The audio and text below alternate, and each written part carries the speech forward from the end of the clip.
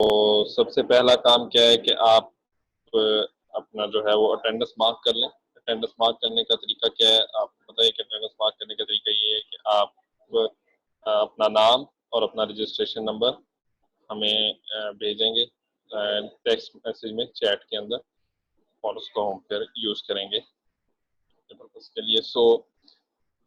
सबसे पहले अपनी अटेंडेंस मार्क कर लीजिए। अच्छा जी, अटेंडेंस मार्क मीनवाइल आप अटेंडेंस मार्क करें तो मैं एक छोटा सा रिकैप दे देता हूँ आज के लेक्चर का जो हम कर रहे होंगे।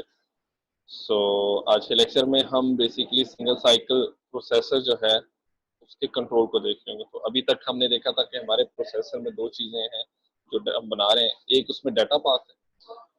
डाटा पाथ बेसिकली रिस्पॉन्सिबल है तमाम ऑपरेशंस के लिए कि आपको एडिशन करनी है, सब्ट्रैक्शन करनी है, मेमोरी से डाटा रीड करना है, मेमोरी पे डाटा राइट करना है, डिसीजन लेना है। ये सारे काम वो हैं जो कि डाटा पाथ से हो रहे हैं।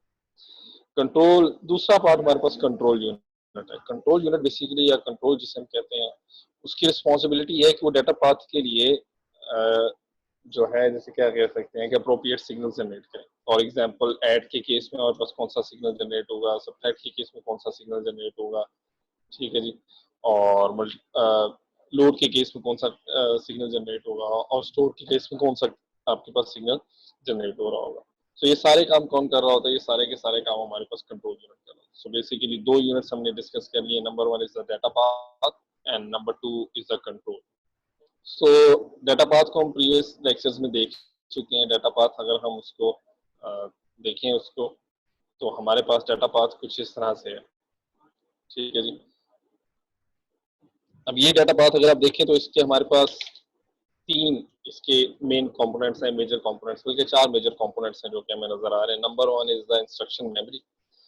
इंस्ट्रक्शन मेमोरी में क्या है? आपके पास तमाम का तमाम आपकी इंस्ट्रक्शन या प्रोग्राम पड़ा है जो कि आपके कंप्यूटर या आपके प्रोसेसर ने एग्जीक्यूट करना है। दूसरी चीज रजिस्टर्स है। रजिस्टर फाइल, हम रजिस्टर फाइल भी कहते हैं। रजिस्टर्स रिस्पॉन्सिबल है किसके लिए? रजिस्टर्स रिस्पॉन्सिबल है एज अ ऑपरेंड काम करते हैं कि आपका एएलयू सिर्फ और सिर्फ दो चीजों पर ही काम कर सकते हो। वो क्या है? आपके पास रजिस्टर्स हैं या एक कांस्टेंट है। जो भी काम आपने एएलयू से कराना है पहले आप किस में लेके आएंगे? उसको रजिस्टर में लेके आएंगे। अच्छा, तीसरा जो कंपोनेंट है दैट इज एएलयू, जो कि तमाम की तमाम जिसमें कह सकते हैं कि that is the main engine of this computer, जो कि तमाम के तमाम कंप्यूटेशंस कर रहा है, चाहे वो एडिशन की हो, सब्ट्रैक्शन की हो, मल्टीप्लिकेशन की हो, डिवीजन की हो, उसके बाद लॉजिकल ऑपरेशन हो, एंड और या डिसीजन मेकिंग हो, सारे का सारा इंजन जो है ना, मेन इंजन आपके पास क्या है? ये एएलयू। ठीक है, इस एएलयू से दो सिग्नल्स निकल रहे हैं। Number one is the result and number two is the zero. ठीक है जी, रिजल्ट का जो सिग्नल है वो basically use result signal basically data ही है। वो आपके पास आप मेमोरी को भी भेज सकते हैं, और दूसरा वो कहाँ पर जा रहा है अगर आप गौर से देखें तो वो आपके पास कहाँ पर आ रहा है? आपके पास यहाँ पर एएलयू पर भी आ रहा है। ठीक है, एएलयू में सॉरी इस मल्टीप्लेक्सर तक, और इस मल्टीप्लेक्सर से कहाँ पर जा रहा है? आपके पास रजिस्टर तक जा रहा है। तो ये चार बेसिक कंपोनेंट हैं जो कि हमारे पास किसका पार्ट है? जो कि डाटा पाथ का पार्ट। ठीक है जी, उसके अलावा कुछ कंपोनेंट्स हैं जो छोटे छोटे कंपोनेंट्स हैं, मुख्तलिफ उनके काम है। फॉर एग्जांपल ये पहला हमारे पास एडर है। ये भी एएलयू की तरह ही होता है, इसका स्ट्रक्चर भी एडर है। ये बेसिकली क्या कर रहा है? आपके पास पीसी में 4 ऐड कर रहा है, program counter plus 4। Program counter plus 4 हम इसलिए करते हैं कि हम हर एक इंस्ट्रक्शन के बाद नेक्स्ट इंस्ट्रक्शन पे जाना चाहते हैं, और हमारी मिप्स की मेमोरी बाइट एड्रेसेबल है। What does that mean? इसका मतलब है कि हमारा जो इंस्ट्रक्शन है वो इंस्ट्रक्शन जो 4 बाइट की है, तो एक इंस्ट्रक्शन के बाद अगर नेक्स्ट इंस्ट्रक्शन पे जाना है तो हमें 4 का इंक्रीमेंट चाहिए। अच्छा, दूसरा एडर हमारे पास यहाँ पे लगा हुआ है। ये बेसिकली हमारे पास किसके होता है? जब ब्रांच इक्वल का केस आता है या ब्रांच नॉट इक्वल का केस आता है, जब हमें जंप करना होता है। ठीक है, सो बेसिकली ये क्या कर रहा है? पीसी में एडिशन कर रहा है किस चीज की? Constant label. ठीक है जी, जैसे कि हम देख चुके हैं कि लेबल बेसिकली बताता है कि आपको कितने इंस्ट्रक्शंस आगे जाना है। ठीक है जी। सो ये हमारे कंपोनेंट्स हो गए जिन मेजर कंपोनेंट्स हैं। उसके अलावा कुछ माइनर कंपोनेंट्स हैं, छोटे छोटे कंपोनेंट्स हैं, ठीक है जी, जिनको समझना भी बहुत जरूरी है। उन कंपोनेंट्स में क्या है हमारे पास? Number one is this multiplexer. Multiplexer आपको पता है एक ऐसा डिजिटल लॉजिक का कंपोनेंट है जिसका काम क्या है कि वो सिलेक्शन करता है। ठीक है जी, सिलेक्शन किसकी करनी है? अब देखें, आपके पास एक डाटा आ रहा है रजिस्टर से। अब ऐड आई और ऐड का केस देखते हैं। ऐड के केस में क्या होगा? आपके दोनों ऐड की इंस्ट्रक्शन अगर हम देखें तो ऐड की इंस्ट्रक्शन के इस तरह से ऐड $S3 $S1 $S2 दो ऑपरेंड्स आपके क्या हैं इसमें रजिस्टर हैं, ठीक है जी। तो दोनों के दोनों आपके ऑपरेंड्स ALU को कहां से आएंगे, रजिस्टर से आएंगे। लेकिन अगर आप ऐड आई का केस देखें तो उसमें दूसरा ऑपरेंड आपका कहां से आ रहा होगा, कांस्टेंट से आ रहा होगा, ठीक है जी। अब कौन से वाला ऑपरेंड आपने ALU को सप्लाई करना है, तो यहाँ पर आप एक सिलेक्शन यूनिट लगाएंगे जिसको आप मल्टीप्लेक्सर कहते हैं, जो कि क्या करेगा, सिलेक्शन करेगा कि कौन सा यूनिट आगे जाएगा। अगर इसको सिग्नल और इसको कंट्रोल करके एक सिलेक्ट लाइन है जिसको सिग्नल कहते हैं, वो सिग्नल बेसिकली बताएगा कि आपने रजिस्टर का डाटा भेजना है या आपने कांस्टेंट का डाटा भेजना है, ठीक है जी। फॉर एग्जांपल अगर वो सिग्नल 0 आता है तो इसका मतलब क्या है कि हमें रजिस्टर का डाटा आगे भेजना है, और अगर वो सिग्नल 1 आता है तो इसका मतलब क्या है, हमें कांस्टेंट का डाटा या इमीडिएट डाटा आगे भेजना है। इसी तरीके से एक और सिलेक्शन यूनिट या जिसे मल्टीप्लेक्सर कह रहे हैं हमारे पास यहाँ पर मौजूद है। सो बेसिकली अब हम एग्जांपल लेते हैं दो इंस्ट्रक्शंस की, कौन सी इंस्ट्रक्शंस की, ऐड की और लोड वर्ड की। सो ऐड के केस में क्या होगा कि आपके पास रिजल्ट जो है वो ALU का आपने आगे लेकर जाना है, ठीक है जी। और मेमोरी के केस में आपको कौन सा रिजल्ट आगे लेके जाना है, जी हमजा नवीद का क्वेश्चन है, लेट्स टेक दैट क्वेश्चन। जी हमजा नवीद आपने क्वेश्चन पूछा था जी।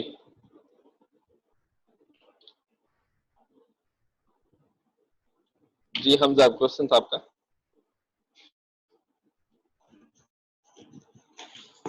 हेलो, ओके जी, मेरे ख्याल से हमजा बिजी हैं।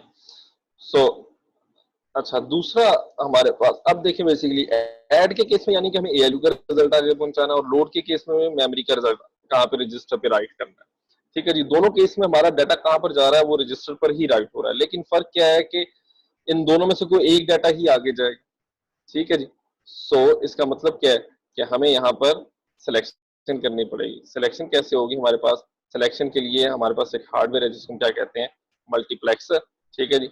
और मल्टीप्लेक्सर में बेसिकली हम क्या दे रहे होंगे कि कौन एक सिग्नल दे रहे होंगे जो कि बता रहा होगा कि हमारे पास कौन सा डाटा आगे जाएगा, ठीक है जी। सो अगर वो सिग्नल हमारे पास 1 हुआ तो इसका मतलब क्या है, हम मेमोरी वाला डाटा जो है वो रजिस्टर पे राइट कर रहे हैं, ठीक है। और अगर वो सिग्नल 0 हुआ तो इसका मतलब क्या है, हम रजिस्टर वाला या सॉरी ALU वाला डाटा मेमोरी ALU वाला डाटा रजिस्टर्स पे राइट कर रहे हैं। सो अगर लोड वर्ड का केस है तो यहाँ पे सिग्नल क्या होना चाहिए, यहाँ पे सिग्नल 1 होना चाहिए, क्यों, हम मेमोरी का डाटा रखना चाह रहे हैं। और अगर स्टोर वर्ड का केस होगा तो हमें कौन सा स्टोर वर्ड सॉरी ऐड का केस होगा तो हमें कौन सा सिग्नल चाहिए, यहाँ पे हमें 0 चाहिए, क्यों, क्योंकि हम ALU का रिजल्ट रजिस्टर फाइल पे राइट करना चाह रहे हैं, ठीक है जी। सो अच्छा, उसके अलावा हमारे पास कौन से सिग्नल्स हैं, उसके अलावा हमारे पास सिग्नल सॉरी एक और छोटा कंपोनेंट है मल्टीप्लेक्सर का, और वो मल्टीप्लेक्सर बेसिकली आपके पास सिलेक्शन कर रहा है किसके बीच में, PC+4 में और PC+ लेबल में, ठीक है जी। सो इसका मतलब क्या हुआ कि आपको कई केसेस में क्या करना पड़ता है कि PC+4 अगर आपकी नॉर्मल इंस्ट्रक्शन है तो आपको नेक्स्ट इंस्ट्रक्शन जो है वो पहली इंस्ट्रक्शन से अगली वाली इंस्ट्रक्शन होगी। लेकिन अगर आपकी ब्रांच इक्वल या जंप की इंस्ट्रक्शन है, ठीक है जी, तो आपको कौन सा जो है वो रिजल्ट आगे चाहिए होगा। सो हम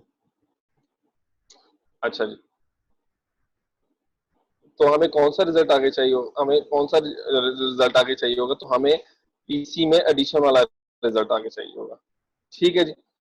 सो व्हाट डज दैट मीन कि अब हमारे पास यहाँ पर भी एक सिलेक्शन होगा। सो अगर सिलेक्शन सिग्नल जो है वो 0 होगा तो इसका मतलब क्या है कि हम PC+4 आगे भेज रहे हैं, और अगर सिलेक्शन सिग्नल 1 होगा तो इसका मतलब क्या है कि हम PC+ लेबल आगे भेज रहे हैं, जो कि हमारे पास ब्रांच इक्वल या ब्रांच नॉट इक्वल के केस में केस होगा, ठीक है जी। सो ये हमारा जो है वो सिंगल साइकिल का पूरा डाटा पाथ है। अब इस डाटा पाथ को चलाने के लिए हमें कुछ कंट्रोल सिग्नल्स चाहिए, वो कंट्रोल सिग्नल्स कौन कौन से आए देखते हैं। तो सबसे पहला हमारे पास अच्छा, कॉम्बिनेशन लॉजिक, ये भी आपसे रेलेवेंट नहीं, कॉम्बिनेशन लॉजिक में ऐसी लॉजिक है जो कि इनपुट के वेरी करने से चेंज हो जाती है, ठीक है जी। और सीक्वेंशियल लॉजिक क्या है कि वो इनपुट पर ही खास स्टेज पर ही आपके पास अपडेट हो रही होती है, ठीक है। उसको भी देख लेते हैं। रजिस्टर्स और मेमोरी, रजिस्टर्स और मेमोरी जो है वो हमारे पास एक पर्टिकुलर सिग्नल पर ऑपरेट कर रहे होंगे, और उस सिग्नल का नाम क्या है, क्लॉक, ठीक है जी। सो क्लॉक के सिग्नल यानी कि जब ये सिग्नल 1 होगा तब ही ये काम कर रहे होंगे, उसके अलावा ये काम नहीं करेंगे। जबकि ALU जैसे ही इनपुट चेंज होगी अपनी आउटपुट भी चेंज कर लेगा। तो ऐसा कंपोनेंट जो इनपुट के चेंज करने से अपनी आउटपुट चेंज कर ले उसको हम कॉम्बिनेशन कहते हैं। और ऐसा कंपोनेंट जो इनपुट के चेंज करने से अपनी आउटपुट चेंज ना करे अनलेस अनटिल एक खास इवेंट ना आ जाए, और वो खास इवेंट क्या, क्लॉक का सिग्नल। तो जब तक क्लॉक का सिग्नल ना आए, ऐसे कंपोनेंट जब तक क्लॉक का सिग्नल ना आए और अपने आप को अपडेट ना करे, ठीक है जी, तो उसको हम क्या कहते हैं, सीक्वेंशियल, या उसको हम स्टेट एलिमेंट भी कहते हैं। ठीक है जी। सो अब हमें कौन कौन से कंट्रोल सिग्नल चाहिए? एक तो हमें चाहिए ALU का कंट्रोल सिग्नल। ALU को बताना है कि उसने क्या ऑपरेशन करना है। ऐड के केस में उसने एडिशन करनी, सब।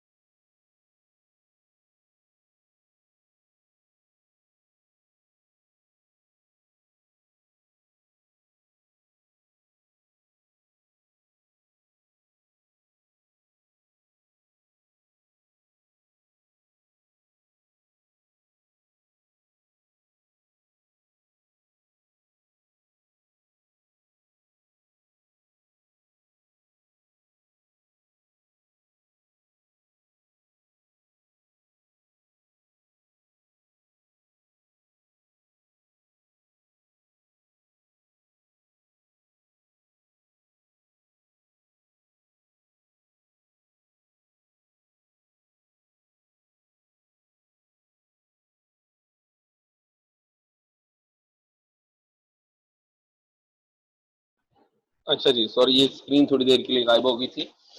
सो अच्छा, अब हम इस पर चलते हैं और इसको देखते हैं कि ये क्या। अब कौन कौन से कंट्रोल सिग्नल चाहिए? एक कंट्रोल सिग्नल चाहिए हमें जो बताए ALU को क्या ऑपरेशन करना है। दूसरा हमें कंट्रोल सिग्नल क्या चाहिए, जो कि ये बताए कि हमें रजिस्टर का डाटा आगे लेके जाना है या हमें कांस्टेंट का डाटा आगे लेके जाना है। तीसरा हमारे पास कौन सा सिग्नल है? तीसरा सिग्नल हमारे पास जो है वो रजिस्टर के, कि हमें रजिस्टर पे डाटा राइट करना है या नहीं करना। ठीक है जी। तो कौन से केसेस में हमें रजिस्टर पे डाटा राइट करना पड़ेगा? फॉर एग्जांपल हम बात करते हैं कि आर टाइप की जितनी भी इंस्ट्रक्शंस है उनमें हमें रजिस्टर पे डाटा राइट करना पड़ेगा। DEQ के केस में हमें रजिस्टर पे कोई डाटा राइट नहीं करना। ठीक है जी। तो इसका मतलब है हमें यहाँ पर कोई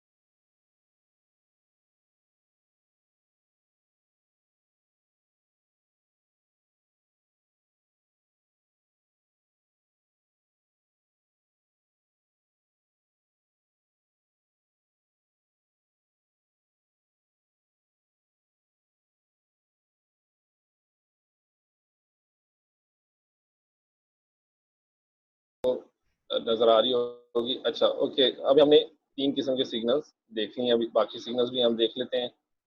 ठीक है जी।